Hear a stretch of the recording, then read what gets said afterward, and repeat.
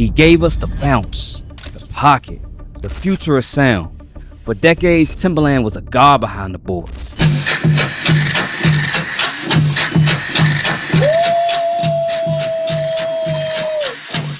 But behind the hits, there was always something else. A hunger, a need to push the boundaries, to do what no one else had ever dared to try. He's not making music anymore, he's making something else. AI artists, fake voices, entire labels with no humans involved. But how do we get here? How did one of the greatest producers of all time become music's most dangerous supervillain? This isn't just a comeback, this is a takeover, a hostile one. Now let's take it back for a second. Before the drama, before the headlines, Timbaland was one of the most respected and revolutionary producers in hip-hop and R&B history. He didn't just make beats, he created entire worlds of sounds. Tracks like 1 in a Million by Aaliyah or Get Your Freak On by Missy Elliott, they didn't just sound like everything else on the radio. The rhythms felt like they were from another planet, but it worked. It changed everything. Timbaland's sound was futuristic way before producers started calling themselves experimental. He made space-age beats using hardware samplers and drum machines, blending hip-hop with electronic, Indian, and Middle Eastern and jungle influences. But it wasn't just the sound, it was the swagger he put behind it. It was confident and weird. He built an entire brand. In the late 90s and early 2000s, he was untouchable. He became the go-to guy for artists who wanted something different. Justin Timberlake, Nelly Furtado, Jay-Z, Ludacris. He even produced for pop acts like Madonna. His productions elevated artists. His beats were unpredictable, but they were always funky. And whether you liked the song or not, you immediately knew when it was a Timbo track. He had a signature, and in that era of copy and paste producers, that's rare. But with greatness often comes with ego. And with ego comes a desire to control more. Sometimes producers don't want to just shape the music, but sometimes they want to shape the very people who make the music. As Timbaland got older, his role in music started to shift. He wasn't dominating the charts the way he used to. A new wave of producers, guys like Metro Boomin, Mustard, and other producers using sample packs and YouTube loops, they started to change the sound of popular music. Timbaland didn't vanish, but he wasn't in the spotlight like he was before. So he started pivoting to tech. Just when Timbaland was leaning into tech, he dropped Beat Club, a platform for producers to connect, upload beats, and maybe land placements. The pitch sounded solid: empowerment, licensing, discovery. It was exactly the kind of move you expect from a tech-forward music mogul. But behind the PR shine, things started to get ugly. Fast. Producers started sharing horror stories. One of the more high-profile cases was CLA Wu. Beat Club tried to buy CLA Wu's channel. They ghosted him and got his channel removed for copyright infringement. One former employee, Daniel Glogauer, demanded a jury trial for breach of contract issues with the company. For $180 a year, naive producers thought they were buying entry into Timbaland's world. But in reality, they were paying for dreams. And personally, as a music producer myself who works in the industry, I could tell you, anybody that charges you to listen to your music, they're either trying to scam you or steal your ideas, or both. Suddenly, Beat Club wasn't a stepping stone. It was a trap. What started as Timbaland's tech pivot began to look like exploitation, all while Beat Club claimed brand new users every single day. And it's no stretch to say this was the start of Timbaland's downfall. For the first time, people started accusing him of not just losing touch, but also stepping on the little guy. And then one day, he dropped something to set the internet on fire. Play! Breathe. Not a pimp, but I keep the trick up my sleeve. Roll my sick and fuck around and get your big seed. Got her in my palm, she won't be my man's queen. Look up, cheese. It ain't on me, it's in me. Keep all my gold so grown when I'm grinning. Cooking cabbage on my canine, that's my shimmy. Garbage rappers dropping trash, that's what I am listening. My man don't give a gift, she said it's not giving. If you want to smoke, I gotta keep a hot chimney. She high pop smoke, young dog pot mixing. I'm not an air. In 2023, Timbaland posted a new track online. It featured his production, but the voice rapping on it wasn't from a living artist. It was the notorious B.I.G., but not the real Biggie. It was an AI-generated version of his voice. At first, people were amazed. The voice sounded really close to the real thing, and Timbaland claimed it was the future. He said he was just experimenting, pushing the boundaries of what's possible, but the backlash came quick. Fans, artists, critics, they all accused him of disrespecting Biggie's legacy, of using technology to exploit the dead. It wasn't just about the song, it was about what it represented. People were afraid that this was the start of a trend where anyone with a laptop could bring back the voice of a legend and make money from it. Some said he had finally gone too far. Maybe he had, but that didn't stop him from going even further. See, by late 2024, Timbaland didn't just dabble in AI, he became the face of it. I always loved music. I didn't say what I could get into it. I just let music guide me.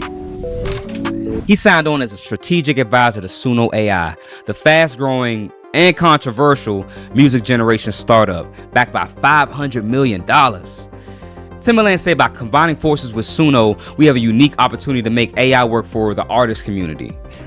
He even spent 10 hours a day experimenting on the platform, remixing his own catalog, playing with prompts, showing he wasn't afraid to get his hands dirty. But Suno was already in trouble. See, in mid-2024, the Recording Industry Association of America sued Suno for training their AI on copyrighted material. The CEO of Suno also disrespected every artist and producer to ever exist. Check out what this dude said. It's not really enjoyable to make music now. People enjoy Suno. It takes a lot of time. It takes a lot of practice. You need to get really good at an instrument or really good at a piece of production software. I think the majority of people don't enjoy the majority of the time they spend making music. Timbaland came in and saved the day and is now leading a new revolution, which many artists think will be the demise of the entire industry.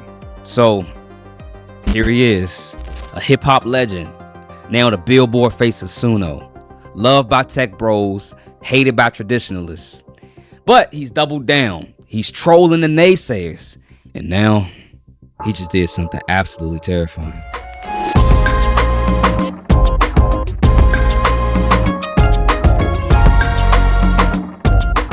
See, Timbaland just gave every artist, producer, and musician a middle finger and started an AI record label, Stage Zero.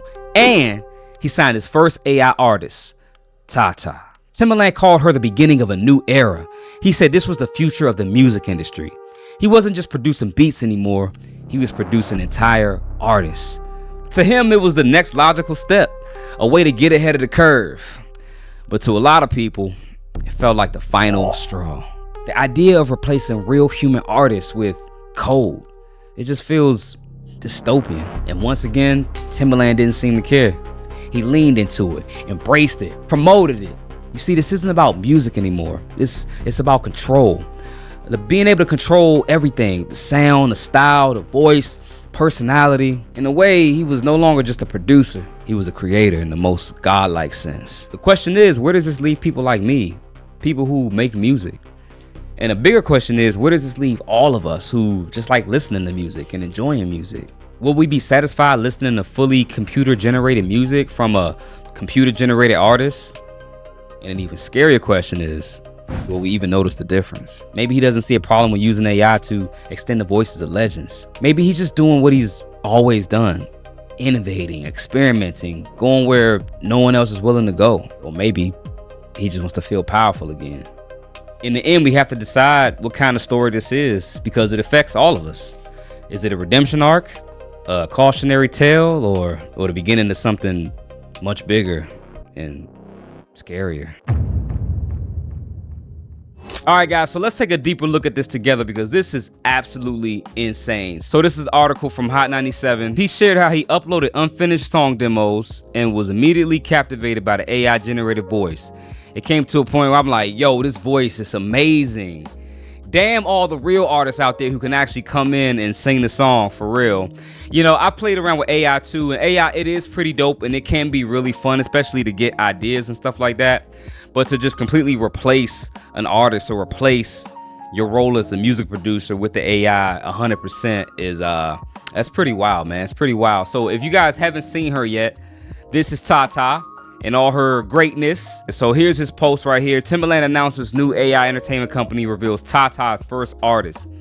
He says, thinking bigger, but still inclusive. I don't know what the hell that means. Inclusive of what? I'm guessing he says inclusive because she's Asian, I guess. That's what he's trying to say, which doesn't make sense because she's not a real human being. Let's look at some of the comments. Chuck English says, for what? Nikki Flores, inclusive of who? This is me right here. I thought he was just trolling at first. And then Sarah Too Ill, did you happen to use any of the music the artists play on your live streams to train your signed AI artists? With over 2,000 likes, that's crazy. You know, that's a good question because these AI artists, they have to be trained on something to emulate or spit out something that resembles what we've come to know and love. Now he's doubling down on this. Take a listen to this post right here. So remember I told you I commented and I said I thought he was trolling. So he's saying he's trolling. I know I'm trolling, but let's have a real conversation. I love my independent artists. This doesn't mean I'm not working with real artists anymore. And now I don't train AI off y'all music. This just means more creativity for creators going live tomorrow, right? Now let's listen into the live stream where he's pretty much still defending it. He's saying he's trolling, but he's kind of backstepping a little bit. So check this out, y'all.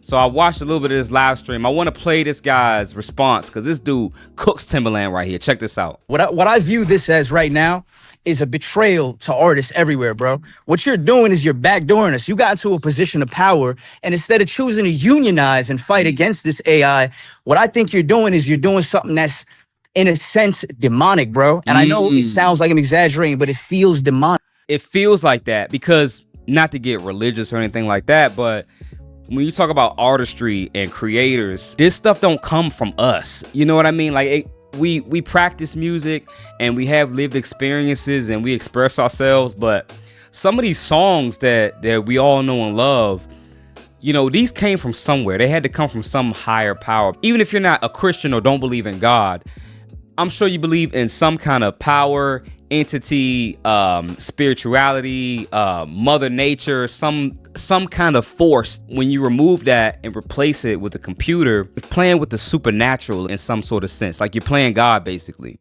And then you going by headlines, and I ain't do nothing. I ain't show you nothing. Headline, no, you going by headline. I ain't say nothing. That's why we up here. John, you just saw a picture.